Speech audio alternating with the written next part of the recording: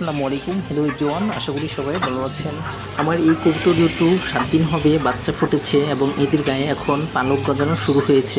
আমার এই কবুতরের যারটার নাম হলো গ্রিবাজ, আর এগুলো মূলত হলো গ্রিবাজের বাচ্চা।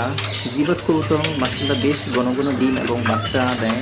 অনেকে ফ্ল্যাট বাসা বারান্দায় খাঁচার মধ্যে পালে, আবার অনেকে শখ করে বাড়ির ছাদের মধ্যে পালে। এদের মূলত বাড়ি নেই, তারা বারান্দায় পালে, আর যাদের বাড়ি আছে তারা বাড়ির ছাদে পালে। ঢাকা শহরে অনেকেই কবুতর পালে এবং আবার অনেকেই কবুতর ফ্লাই করায়।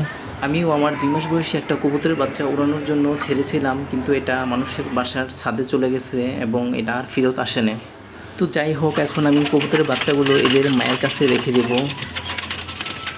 এরপর আমি মুরগির ডিম এগুলো শুকানোর জন্য রেখে দিয়েছিলাম। এগুলো গুঁড়ো করে এখন মুরগিকে ব্রিড হিসাবে খেতে দিব, কারণ মুরগির ডিমের খোসার মধ্যে অনেক ক্যালসিয়াম আছে।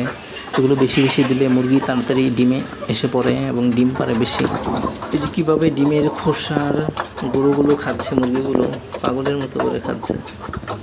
দেশি মুরগিকে খাঁচার মধ্যে পর্যাপ্ত পরিমাণ খাবার দেই, তারপরও এরা প্রত্যেকদিন ডিম পারে না। একটা 5 দিন পর ডিম পারলে আবার অন্যটা পারে 1 দিন পর পর। ক্যালসিয়ামজনিত অভাবের কারণে নাকি গরমের কারণে ডিম এরা কমিয়ে দেয়, জানি না শিওর।